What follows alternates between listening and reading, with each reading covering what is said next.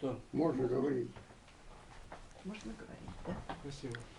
Сегодня мы наше заседание начинаем киевской диаспоры, украинской диаспоры, потому что член нашего клуба, член диаспоры, давно уже нас приглашал еще с прошлого года принять участие именно здесь.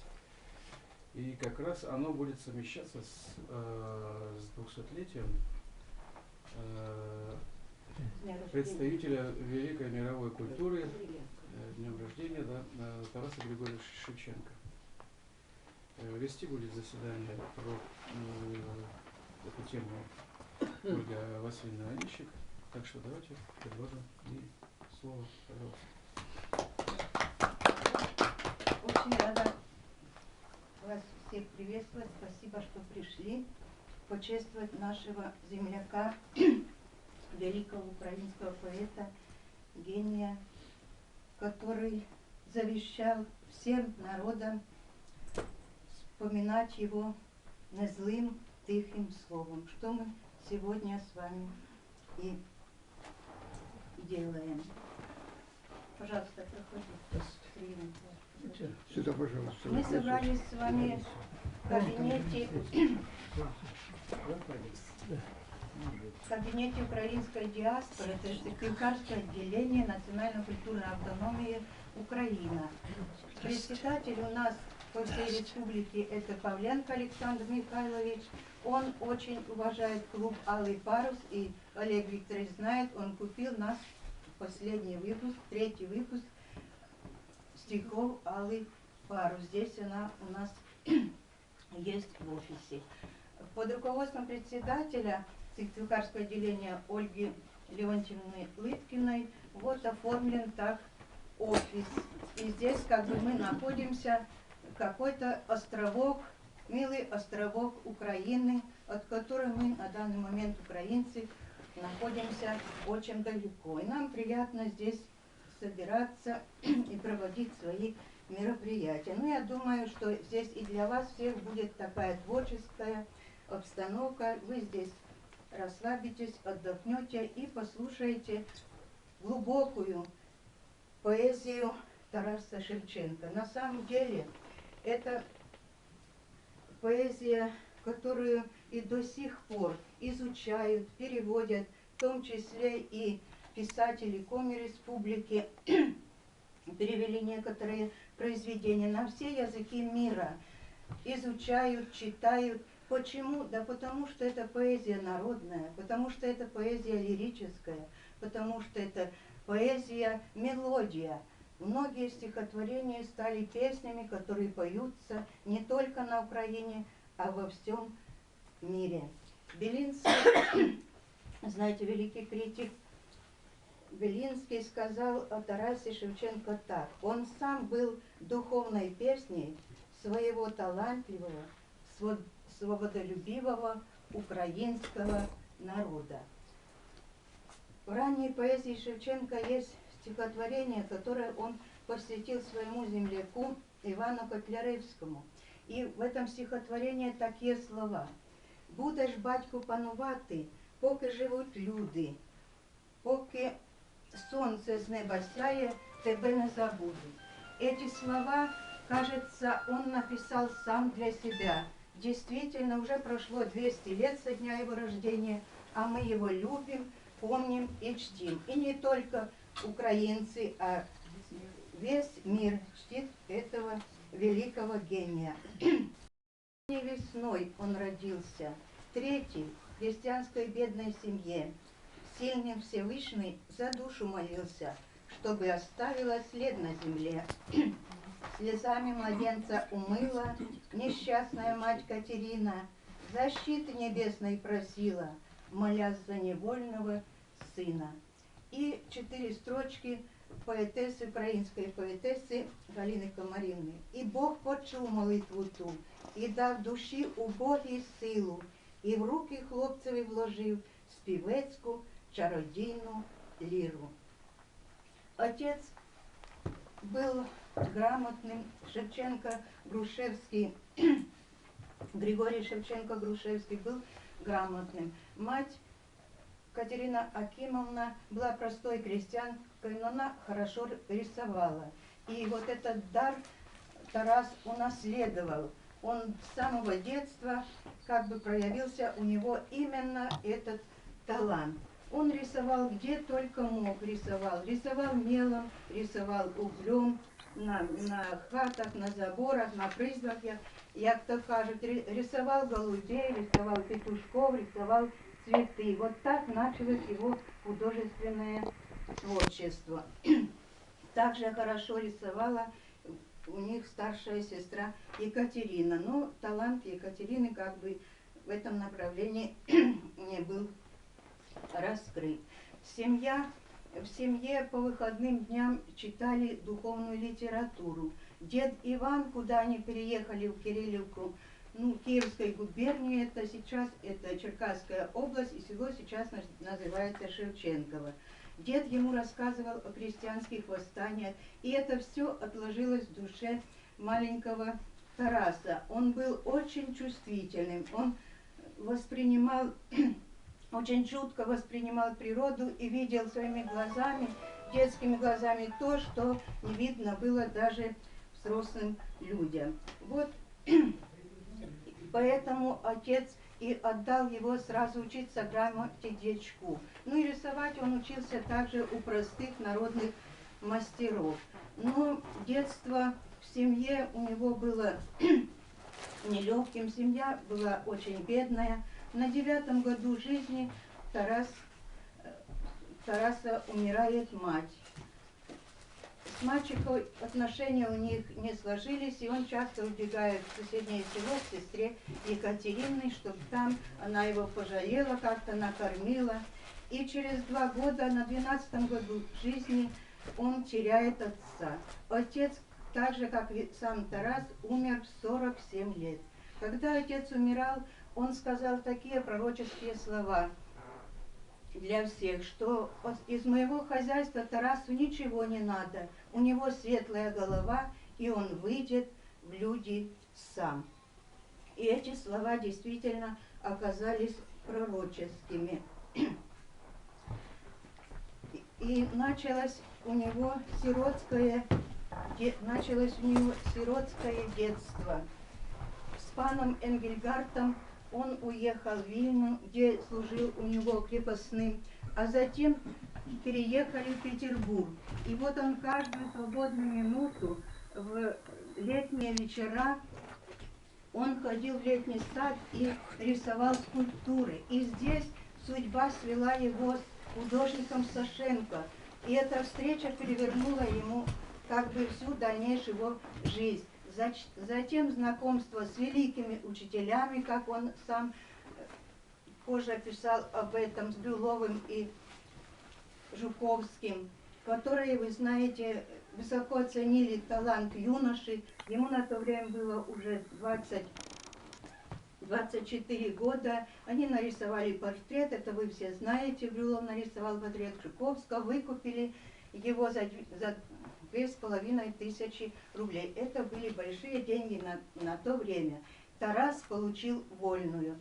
Ну и его, конечно же, принимают в Академию художеств, потому что у него-то специального образования литературного и не было. Он был самоучкой. Как мог, учился польскому языку, когда был в Польше. Все, что он имел, он приобретал сам.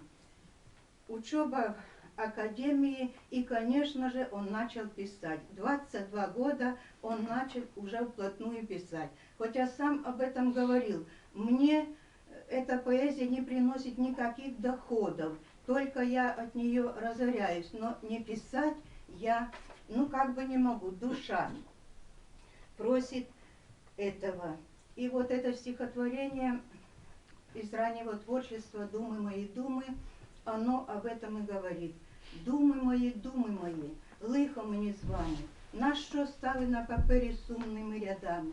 Чом вас вітер не розвіяв, як пилину, чом вас не приспали, як малу дитину? Хвилююсь. То есть он как бы колеблется, но все равно он продолжает писать. Раннее его творчество и самое известное для людей всего мира — это поэма «Катерина», которую он посвятил Василию Андреевичу Жуковскому. Она написана 22 апреля 1838 года. Тарасу было 24 года. Ну и далее поэмы «Причина», «Тополя», «Мария», «Лилея». Заметно, что музами Шевченко были молодые женщины, украинские женщины, у которых не сложились судьбы, у которых были трудные судьбы. Он сочувствовал им, он переживал за них, и он их прославлял. То есть для него они были, ну, героинями, просто мужественными героинями. Также он пишет и на русском языке в 1941 году большую поэму «Слепая». Как вы видите, все о женщинах, с любовью, с добротой и сочувствием к ним. Ну, давайте, наверное, немножко Тополю, да, по Діброві вітер віє. Як ми зможемо, ми... Ну это стихотворение. Діброві вітер віє, гуляє по полю, край дороги, не тополю, до самого долу.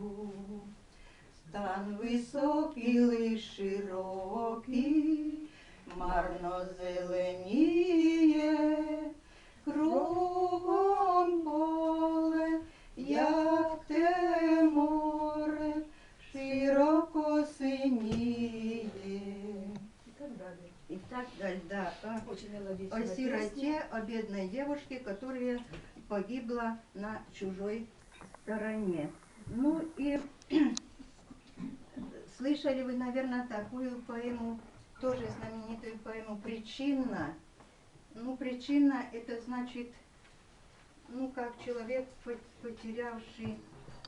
потерявший разум, что ли, вот так можно на русском языке сказать.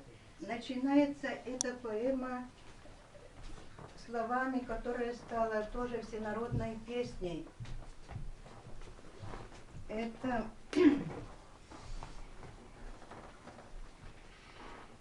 сейчас минуточку. Реве та стогне Дніп широкий, сердитий вітер завела, додолу верби невисокі, горами хвилі підійма. І блідий місяць на ту пору із хмари деде виглядав, неначе човен в синім морі, хто виринав, хто потопав. Ще треті півні не співали, ніхто ніде не гомонів, сичі в гаю перекликались, та ясен раз ураз скрипів. У ту добу під горою, біля того гаю, що чорніє над водою, біле щось блукає. Може, вийшла русалонька матері шукати, а може ж де козаченька, щоб залоскотати. Не русалонька то ходить, то дівчина бродить і сама того не знає, що таке робить. Так ворожка поробила, щоб, бач, не скучала, щоб, ходя опівночі, спала і виглядала козаченька молодого, що колись покинув. Обіцявся вернутися, та, мабуть, і згинув. Не на ліжко, в домовину сиротою ляже. Така її доля, о Боже мій милий, за що ти караєш її молоду? За те, що так щиро вона полюбила козацькі очі. Прости сироту. То есть вы видите, как бы в каждом произведении, кто их читал, это все сочувствие женщинам, у которых очень нелегкая судьба.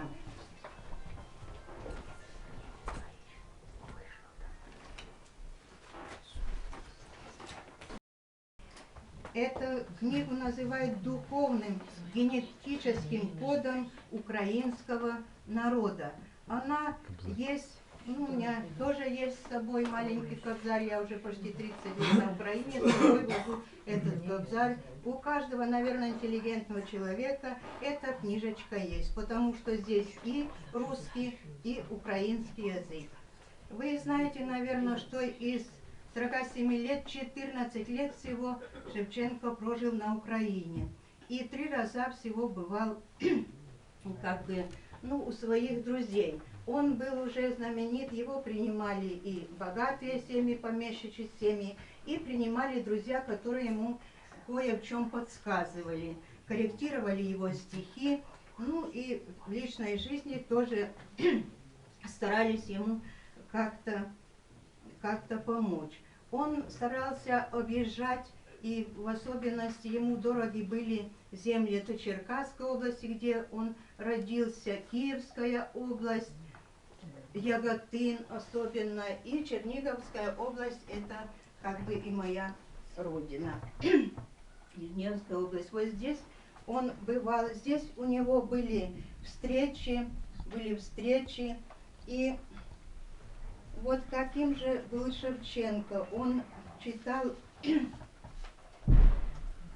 собирал целые аудитории и читал стихи. К нему тянулись и молодые, и старые. Каким он был? Вот перед вами портрет Шевченко таков, но это, наверное, когда уже он или после ссылки. Вот портрет Шевченко. Ну, я так себе думаю, что Шевченко знает Павел Зайцев, который писал его портрет, то вот такой портрет более как бы похож на то, о чем он писал. Он был среднего роста, русый, крепкого телесного строения, широкие плечи, широкая талия, легкая сутулость придавали его фигуре то, что россияне называют угловатостью. На смуглом лице видны следы оспы. На первый взгляд лицо было обыкновенным, но если присмотреться, то глаза небольшие, серые, выразительные, светились необыкновенным умом и удивительной добротой. Этими глазами он покорил уже не одно человеческое сердце, а стихами он покорял всех, умел настраивать души на высокий диапазон своей лиры. Читая свои произведения, становился волшебным. Его музыкальный голос переливал в сердца слушателей все глубокие чувства, которые властно царствовали над ним самим. Ему был дан гений. Ну, он всегда был на людях. У него было много друзей, много было поклонников. Его любили и богатые женщины. Вот. И он увлекался, но как бы близко к сердцу допустить он никого не мог, потому что всю жизнь он любил свою Украину и хотел жениться только на украинской девушке и жить только на Украине. Но, к сожалению, вот эта мечта его так и не сбылась, Когда он ездил по Украине, он пишет комедию «Сон». Ну, если вы немножко знакомлены, у всякого своя доля и свой шлях широкий. Но я не буду это читать. Хочется почитать то, как он воспринимал природу. Мне кажется, что Тарас Шевченко любил лето, потому что о зиме я вот нигде не нашла, может быть, плохо читала. О весне есть одно стихотворение, вот кому-то я дала. Инночка, пожалуйста, прочитайте. Землю спящую под снегом весна разбудила, муровой травой одела, цветами покрыла. В поле жаворонок звонкий, соловей на вербе, пробужденную встречает землю песней первой. 1941 год, это раннее творчество. И вот поэма «Сон» тоже самое раннее творчество. Он описывает лето. С Гайдамаком, да? Да, в виде аллегории он описывает лето. Ну, вы знаете, что ему приходилось как бы это делать, потому что вроде он спит и видит то бесчинство, которое творилось на Украине. К сожалению, и творится и сейчас. Вот. Но он любив літо, летим, дивлюся, аж світає, край неба палає, соловейко в темнім гає, сонце зустрічає, тихесенько вітер віє, степи, лани мріють, між ярами над ставами верби зеленіють. І все то та країна повита красою, зеленіє, вмивається дрібною росою, спокон віку вмивається, сонце зустрічає, і нема тому почину, и краю немає. Ну, а далее он пишет уже о том, как живут люди. Этого я не буду читать, потому что мы собрались немножко как бы... Я уже говорила, что он писал с любовью для всех народов, для всех людей, для всех людей. Он только, ну, как бы был революционером в душе, восставал и был солидарен с теми писателями, которые об этом писали, которые стремились каким-то образом облегчить жизнь людей, но как бы вот не могли этого сделать.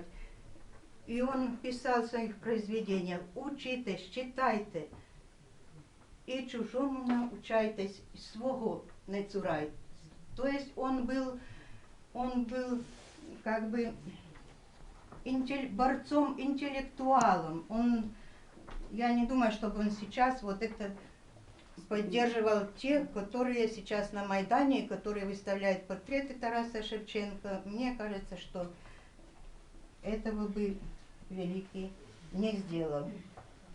31 год, когда ему было 31 год, Тарас Шевченко тяжело заболел.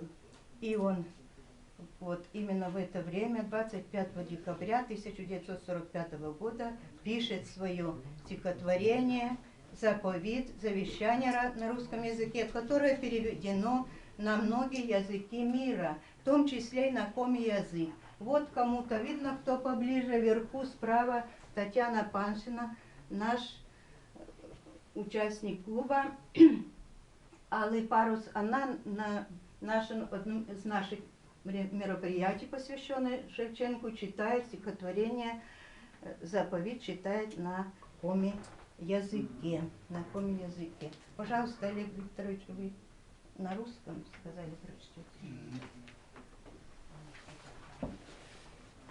Я тут еще хотел сказать, что мне очень понравилось, когда перечитываешь автобиографию, мне понравилась кредо Тараса Григорьевича, потому что еще в 1943 году, когда он получил степень свободного художника, он писал стихи и вещи, хотя, если взять, что говорила петербургская критика и, например, даже Белинский, они не понимали и осуждали украинскую национальную литературу вообще. А Шевченко, в частности, в особенности, усматривали в его поэзии узкий провинционализм. Но Украина очень быстро признала Шевченко, оценила его, и когда он путешествовал уже в 1945-1947 годах по Киевской и Черкасской губернии, он так себе говорил: «А нехай буду мужицький поэт, а ведь тільки поэт, то меня більше ничего не треба». То есть у него юмор был и отношение к жизни. Вот. И вот как раз стихотворение, когда его читаешь, там не только вот песни души, но и еще некая философия. Вот небольшое стихотворение, например, которое вот как раз заставляет задуматься. «Не жить дай мне, Творец Небесный», называется. Да? «Но жить не дай, Творец Небесный». Вот дай мне сердцем жить, чтоб я хвалил Твой мир чудесный, чтоб мог я ближнего любить. Страшна неволя, тяжко в ней, на воле жить и спать страшней. Прожить ужасно без следа, и смерть, и жизнь одно тогда. Украина называется. Было время на Украине пировали, было время на Украине пушки грохотали, было время запорожцы пили, жили, пировали. Пировали, добывали славы вольной воли. Все там минуло, осталось лишь курганы в поле.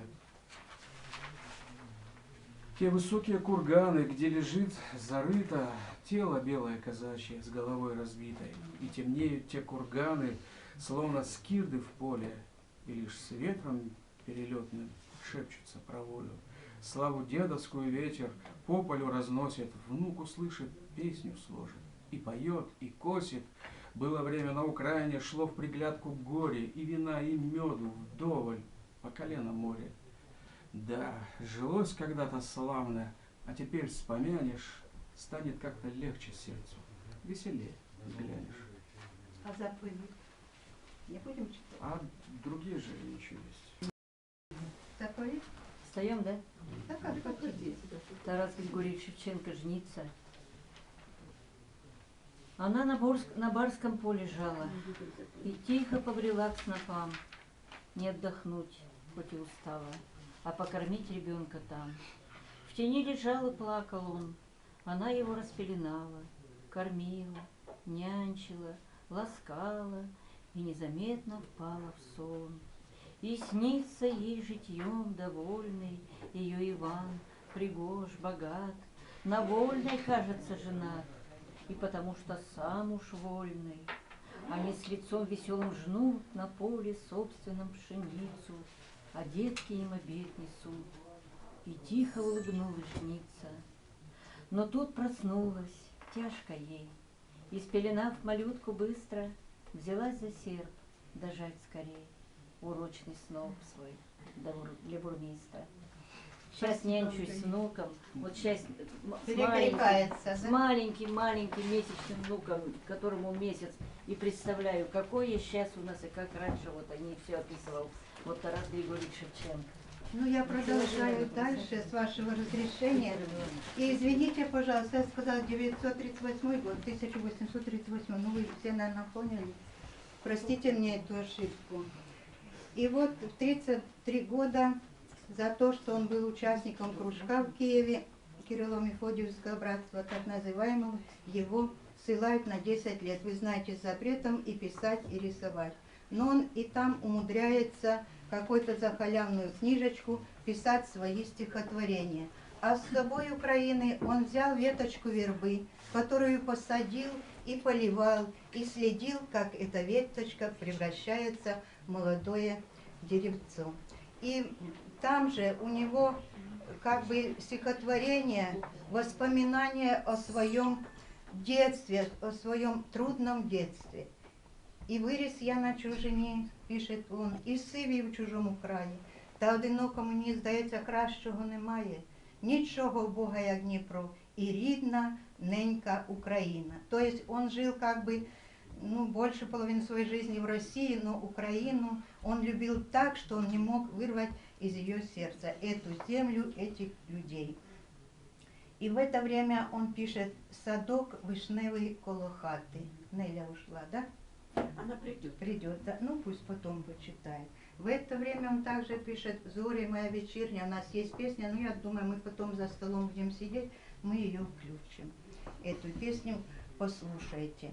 И он пишет о своем детстве в это время. «І золотої, і дорогої мені не жаль моєї долі молодої, а іноді така печаль охватить душу, що аж заплачу.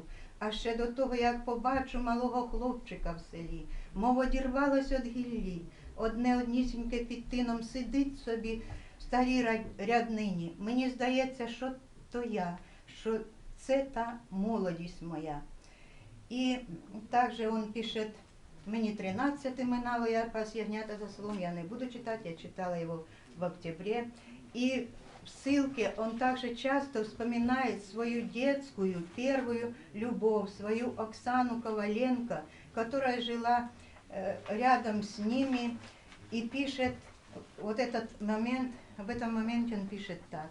Ми в Купоці колись росли, маленькими собі любились, а матері на нас дивились, та говорили, що колись одружим їх, та не вгадали. Старі зарані помирали, а ми малими розійшлись, та вже не сходились ніколи. Ну и вы прекрасно знаете, кто читал Шевченко, что Оксана Коваленко – это Катерина в знаменитой поэме «Катерина». В разных краях не знаю ничего красивей, достойней матери счастливой с ребенком малым на руках. Ну и 10 лет изнурительной ссылки подорвали, вы знаете, его здоровье. На Украину он вернуться не смог, ему было уже 43 года, он возвращается назад в Петербург, ему там дают комнату, также мастерскую художественную, где он мог творить. Но вот в это время, как и по Кобзарю, так когда перечитываешь, уже он меньше писал. И писал он в это время посвящение своим знакомым, близким писателям, больше посвящения, раздумывал уже о кончине своей жизни. И в это время он занялся гравюрой, изготовлением афортов. Он первый в России этот опыт взял из западноевропейский опыт, изучил и занимался этим. И именно за этот труд ему собрание Академии художеств и Совет ему присвоил звание почетного академика. Не за стихи, не за картины он получил звание, а именно за эти работы. Ну, это наследство, которое он тоже оставил на всю свою жизнь. И вот в конце своей жизни он, когда ему осталось уже 7 месяцев, то есть ему было 46 лет, он влюбляется в девушку, простую украинскую девушку Ликеру Полусмакову. Она была служанкой. Ну, как он познакомился, это мы сегодня не будем об этом говорить, это отдельный рассказ. Он влюбляется и предлагает ей руку и сердце. Петербургские друзья отговаривают его, потому что, ну, она как бы ему не пара, он уже на то время был знаменит, и все. Он дарит ей подарки.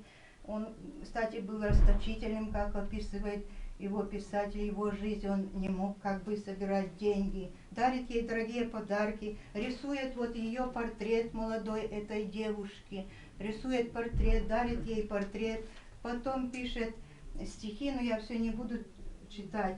«Моя ты, Любо, усмехнись, и вольную святую душу, и руку вольную, мій друже, подай мені».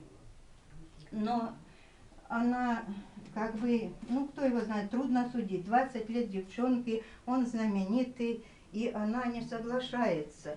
Друзья нападают на нее прямо с такой ненавистью, потому что не смогли Тарас отговорить от того, что он сделал ей предложение. Он, конечно же, очень переживал, и без того у него здоровье было подорвано. И вот в это время он пишет, он все равно хочет жениться на Украине, пишет своим родственникам, чтобы нашли ему какую-то девушку, и пишет так, в отчаянии такой: «Якби з ким сісти хліба з'їсти, промовить слово, то б воно хоч і як-небудь на сім світі, а все б таки якось жилось. Та ба нема з ким, світ широкий, людей чимало на землі, а доведеться одиноким в холодній хаті, кривобокій, або під тином розтягтись, або і зухвалий відчай.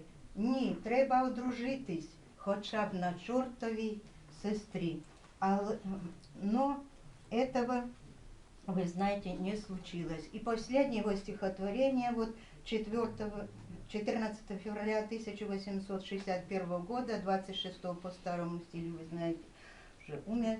«Чи не покинуть нам небого, моя сусідонька убого, вірші нікчемні писать, та заходиться рештувать, возив далекую дорогу, на той світ, друже мій, до Бога, хочем чекуем, спочивать». Вот это его было последнее уже стихотворение. Ну, вы знаете, что в 5 часов 30 минут Тарас Шевченко встал и вышел свою мастерскую комнату, что-то хотел дорисовать, и он уже не дошел, он на ступеньках умер. Его похоронили на Смоленском кладбище петербургские друзья, но его завещание они исполнили. Они исполнили его завещание 22 мая 1861 года привозят его в Канев. Привозять в Канів, де он і завіщав похоронити, щоб було видно, було чути, як реве ревучий на Чернечій горі. Описывают очевидцы, которые были, один из петербуржцев, вот в этой газетке описывает так, что за телегой, на которой был гроб, шли девочки маленькие, которые были убраны в украинской одежде, веночках, вот, сидели на телеге, а за ним шли тоже молодые женщины, а мужчин не было. По украинскому обычаю его похоронили как неженатого. Учительница много учили наизусть, я на Украине. Это в каком селе, Ольга Васильевна? А? В каком селе? Это село Мрин Черниговской области, Носовского района. Это мое родное село. А улица, где живет моя мама, тоже улица Шевченко, номер 38. Приезжайте в гости. Клуба я пишу очень мало, вы знаете, но про Шевченка прочитаю, на этом уже как бы я и заканчиваю. У центрі українського села, де я родилась і росла, стоїть граніт, немов чазний, замріяний, немов живий поет, безсмертний, мов життя, у вічність відійшов, у небуття. Плакучі верби навкруги схилились ніби до води, не заростає стежка до Тараса. Він гордість і села окраса. Мринчани-земляки щороку віддають шану світочу пророку. Пророчі батькові слова, в Тараса світла голова, і з нього не аби що буде, він вийде сам у люди. Не вперше перечитую Кобзар і упевняюсь, Божий дар, бо як інакше, ну тут без спеціальної освіти так влучно словом володіти. Його крилатий заповіт читає і знає увесь світ, і живить цілі покоління, поезія душі чутливої горіння. Дякую за увагу, спасибо за внимание. Всем. У нас еще Сплетены все, сплетены воедино. На земле щедрый комий, мы все тут едины. Как полны весной реки, наши души тепла. Мы едины навеки, мы едина семья. Конечно же, я хотела представить вашему вниманию украинскую вышиванку в основном, потому что Шевченко, песня и вышиванка – это все едино. У нас и хата, украинская хата, украинский уголок оформлена в стиле той старины. Вы видите, настолько вот это все натуральное, это все истинно привезено с Украины.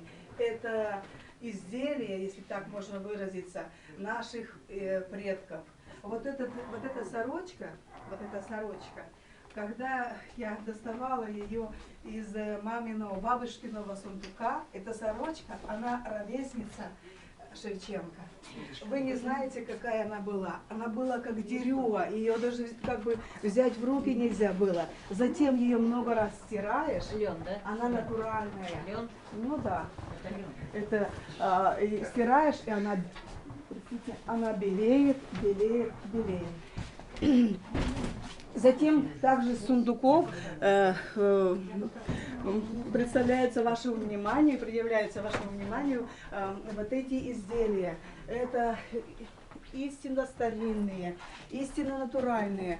У меня брали модельеры, хотели что-то подобное как бы создать, у них не получилось. Так и не смогли разгадать, как это все делается.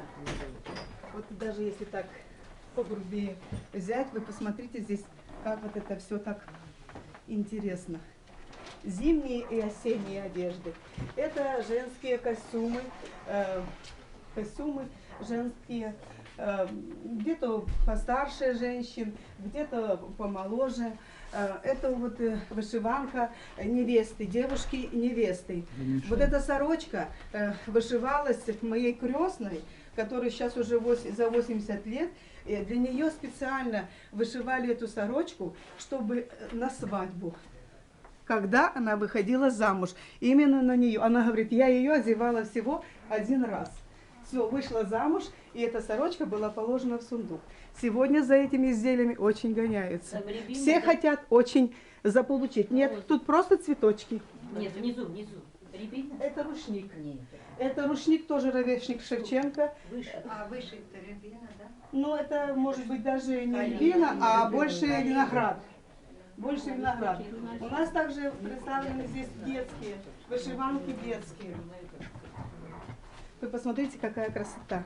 Вы посмотрите, сколько любови сюда заложено. Я хочу сказать, что вышиванка – это не просто вышиванка. Дело в том, что на Украине вышиванка это служит как оберег. Потому что всегда в каждой семье мама вышивала рушники и сорочки своим детям. А, например, невеста вышивала сорочку своему любимому, знак любви и знак как бы верности. Поэтому сюда заложена любовь, сила, красота. Вот вышиванки носили, во-первых, это очень бережно, очень ревностно сохраняется, передается из рода в род, из поколения в поколение. Это, во-первых, это обычаи. Вышиванка это как обычай, это как традиции украинского народа.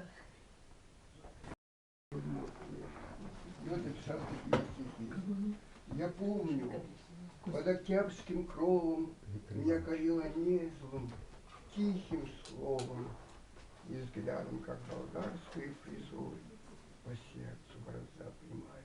То есть, видите, вот вкралась, кажется, как плагиат можно рассматривать незлым тихим словом. То есть это говорит о том, что впиталось. Спасибо меня вам зрелище большое. словом. Так приятно. То есть это идет связь, литература, связь. Да. Спасибо. Сегодня, извините, можно немножко цейтнотом? Сегодня исполняется 75 лет нашему доброму другу Виктору Ивановичу Корнилову. У нас сегодня в гостях Алексей Моисеенко и подарок от Алексея Виктору. Алексей, сегодня 26. Он будет петь хоть. Если он не поет. В следующий раз. Можно пока пауза? Да? Я из Краснодара. Просто хочу сказать, что в Краснодаре тоже есть улица Шевченко, есть памятник Шевченко. И, я так особо не готовилась, но по-украински плохо говорю, хотя мама у меня родилась в Сумской области, Сумской район, село Нижняя Сыроватка. Я там была и много раз, и бабушка там жила, и я помню, что летом мне так нравилось. Пыль такая теплая, прям слой пыли на дороге, на телеге. Это вот такие детские воспоминания. А стихотворение, которое... Так приятно находиться среди вас. Я думаю, что каждый присутствующий здесь как бы находится добровольно и совершенно искренне сопереживает происходящему. Моя фамилия тоже оканчивается на О. Да, но, к сожалению, я никакого отношения к украинцам не имею. Именно в этой связи с национальностью. Весь мой род идет из Тулы, и по маме, и по отцу много-много сотен лет. А фамилия, видно, загуляла в то время, когда, наверное, к царю Ивану IV пришли казаки, попросили подмоги, и были курени отданы по южным окончаниям Руси, и эта ко заскочила туда, понимаете? Вот. А там у меня были Нарцевы, Гладковы, Волковы. Так вот, хорошо, суть в этом. Я хочу сказать, что как от всего сердца, кстати, благодарите Костю, я не знаю, если вам понравится что-либо, я буду рад. А желаю вам только одно, здоровья, будьте здоровы, пожалуйста. Будьте здоровы, вам захочется писать. Здесь адрес оставили свой? Адрес? Я вам... Давайте я вам сейчас оставлю свой телефон. У меня Сережу позовите, пожалуйста. Нет, я приезжий. Я напишу вам телефон свой. 8, 9... военной памятки нет, но я думаю, что... Ну, А сейчас, у да, меня да, в да, сумке да. сейчас есть, я вам сейчас... Да, ну давайте. Хотите, У вас есть моя книжка-то? Есть, Есть, вы всё, мне давно значит, уже хорошо. подарили. А между прочим, я тут Корнилова тоже я вам дам. Это поэт такой, знаете, что ай-яй-яй. Ай-яй-яй. Щас. Ай-яй-яй-яй-яй-яй. А это, ну вот она, поэмка. Вот поэмка. Ага. Это моя поэмка, а это есть. Благодарю вас. Благодарю. Всего доброго.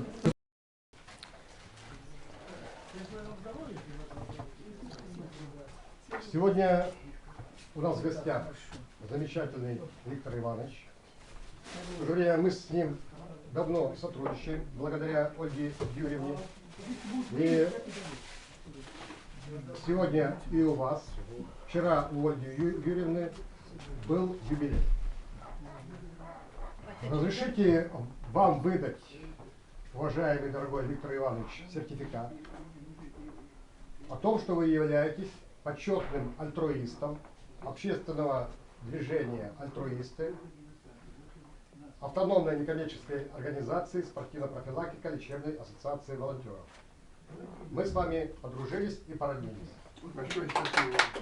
И смотрю, стараюсь оправдать. Также звание почетный альтруист длительное время руководителем клуба «Алый парус» была у нас Ольга Юрьевна. Также ей выдается сертификат о том, что Ольга Юрьевна является почетным альтруистом Коми региональной общественной организации «Альтруисты». Автономной некоммерческой организации. Спасибо за доверие. Так, теперь следующее. Позовите, пожалуйста, Юру Сахарова. Юра Сахаров, Юрий вас Николаевич. зовут. Пока Юра Давай, придет, иди. можно мне, да? Да, Вручать Мы почетную как бы грамоту. тоже вместе с Юрием Николаевичем, нашим именинником, хотим преподнести такой подарок. Слово предоставляется первому почетному альтруисту Юрию Сахарову. Так. Закругли. Либо нет. Значит, здесь следующее. Вчера мы с Юрой были на ЛПК, были в музее. Юра сказал замечательные слова. Мы нашим именинникам, я написал первое предложение дорогому Виктору Ивановичу. Значит, в моем понимании, что такое дорогой, либо дорогая, дорога и я. То есть мы с вами идем по одной дороге, поэтому вы стали нам дорогими. Вы являетесь поэтами, то есть занимаетесь писаниной, скажем так. Но я приношу извинения, значит, это здесь следующее. Творчество, но с другой стороны, следующее. Так, поэтому вот мы передаем с Юрой по кругу данные книги о нашем ЛПК. Вы здесь продолжите свои поздравления и подписи. Потом. Так, я вижу. Юра, скажи. Пишите, что Нет, вы сами пишите. если каждый год новый писать, а то нет. Да. Вам ручка? Вот здесь только ваша нужна, вот Юра и Нет. ваша, вы двое. Всех. да? Нет, это от всех, это от ЛПК. Это от ЛПК. Ну, кто ЛПК,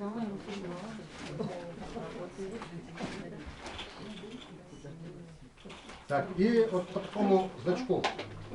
Желтому. Да. Наступающей весной.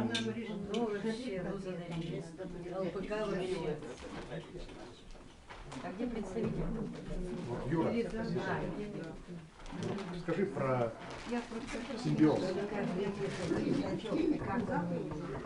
Пожалуйста, ты не наколитесь, осторожно там сзади, не наколитесь. такая, это кто Не пойму. От клуба «Алый парус» Я по-украински. я хочу поздравить Ольгу Юрьевну с днем рождения, с юбилеем и пожелать ей творческих успехов, сильного здоровья и теплого домашнего очага. И чтобы в этом всегда доме с теплым очагом всегда был горячий хлеб, который будет здесь храниться. Спасибо. Такой теплый. Погромче сделаем. А нету.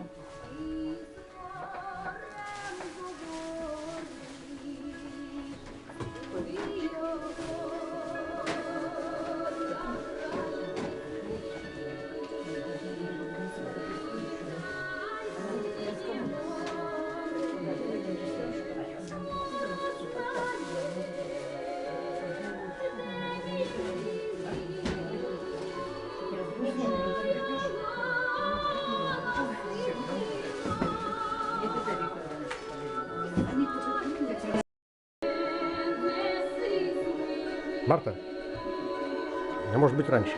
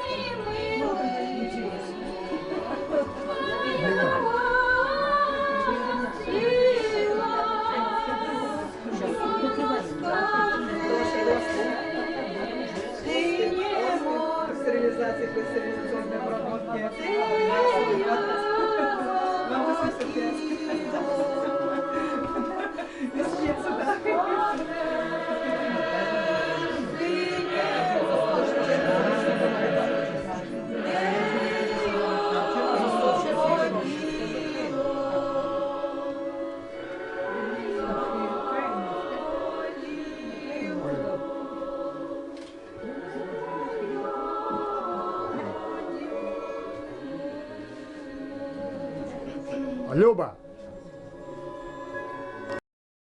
Дорогие друзья, я очень счастлив, что я встретился с вами здесь. Во второй раз уже. Когда в первый раз я ехал сюда к вам, я написал стихотворение, называется «Код любви». Можно я прочитаю, я уже подзабыл меня всего. Пернатый караван по поводу в венах, спеши сменить клад с севера на юг, где нежатся солдатики на стенах, не ведая буйный снежный юг. И на цветах капустницы птихеи ведут замысловатый хоровод, осенний танец с замыслом Морфея, тепло струит лазурный небосвод. Я ж устремился встречным курсом в Коми, поэзию столицы, Сыктывкар, безбрежный край медвежьих монополий в объятии волшебных грез и чар. В очах любви Бермудский треугольник, страстей, желаний в царство нежных чувств, как будто на свидании юный школьник с букетом поэтических искусств. Душа истостомилась в жизни прозе, гнетет презренных неурядиц слов, давно мечтаю тайны на морозе познать восторженной любви основ. Встречая первозданным первым снегом на улице Морозову вокзал, насыщенный как будто солью хлебом, тот снег я при отъезде заказал. Встречает ласково мороза деда, Снегурочка теплом под Новый год, коль мистика любви поэта кредо в стихах желанный, потаенный год. Вот и я счастлив, что я приехал во второй раз. Дай Бог не последний. Я с удовольствием. Вот меня сегодня этот раз спрашивали, вы говорили, хотите приехать? Я говорю, да с удовольствием. Все. Спасибо. Дорогие братья и сестры, сегодня мы собрались с вами в уютном, теплом помещении украинской диаспоры. Украинская хата на территории Республики Коми. Республика Коми исторически, еще 600 лет тому назад, принимала поляков, потом французов, немцев и так далее. То есть является интернациональным местом, где собираются все народности мира. Я очень благодарен, Ольга Васильевна, вам за сегодняшний вечер, за то, что к нам прибыл на свой юбилей гость из Дагестана, теперь уже гость из Удмуртии. Дай Бог здоровья, оптимизма, бодрости духа и сопутствия творческих успехов и удач. Спасибо. Уважаемые юбиляров, Говорим. Сегодня так получилось, что, видите, и про Тараса Шевченко слова много говорили, как бы юбилейная дата, про юбиляра и прекрасную юбиляршу. Я вообще-то хочу обратиться к Ольге Юрьевне, извините, пожалуйста. Да, потому что сегодня среди нас сидит прекрасная дама, сегодня вот много сказали о ней. И я хочу вот такие слова сказать, потому что еще в те времена Брюсов написал такие красивые слова. Ольга Юрьевна очень любит поэзию, и вы, смотрю, тоже. Ну, а мы с ней по работе общественной, по дому, и поэтому я уже вот второй раз у вас по приглашению, мне очень понравилось. Итак, ты женщина, ты книга среди книг, ты свернутый, запечатленный свиток, в его строках и дум, и слов избыток, в его листах безумен каждый миг. Ты женщина, ты ведьмовский напиток, он жжет огнем, едва в уста проник, не пьющий пламя, подавляя крик, и славословит бешено средь пыток. Ты женщина, и этим ты права. От века убрана короною звездной. Ты в наших безднах образ божества.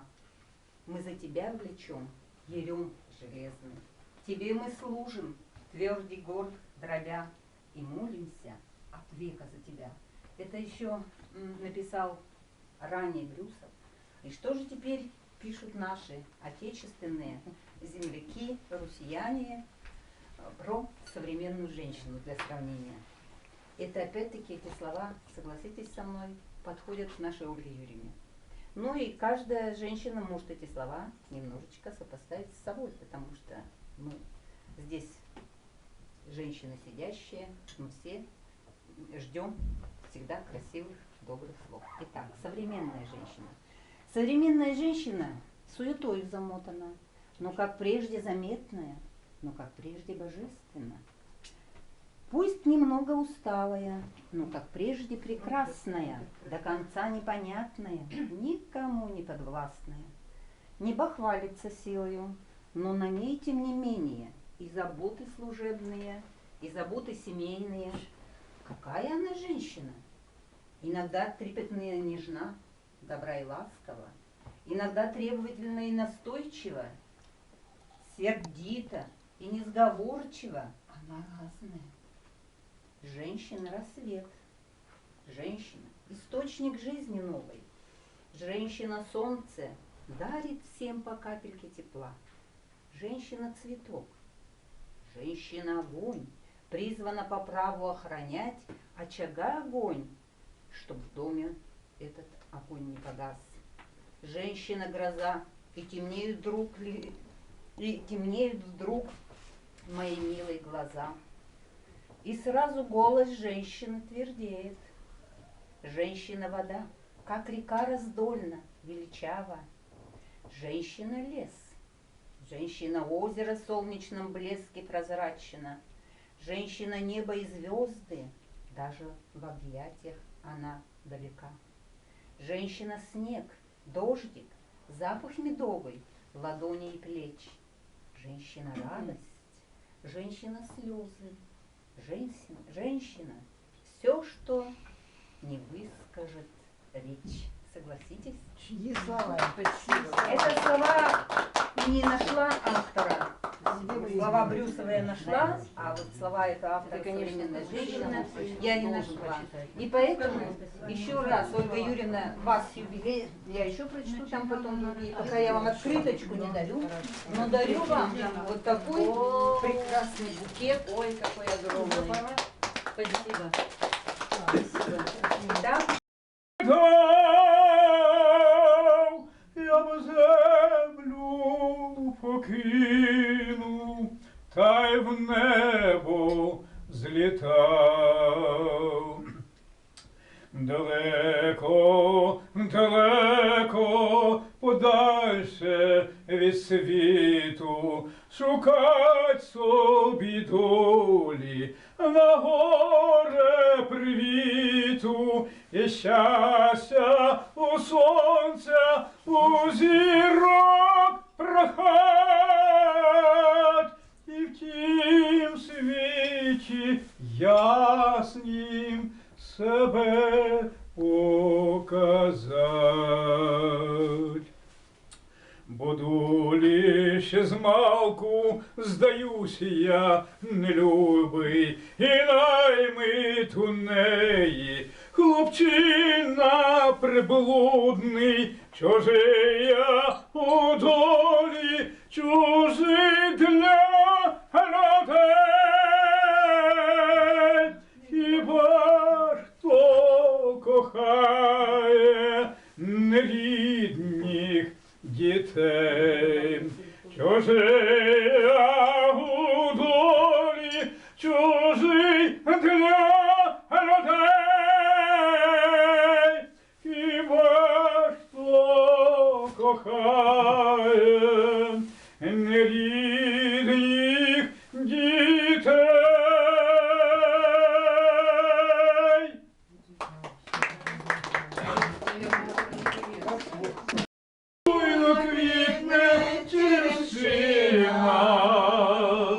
Мов до шлюбу бралася калина, і вчора в садочку, в тихому куточку, жде дівчина жде.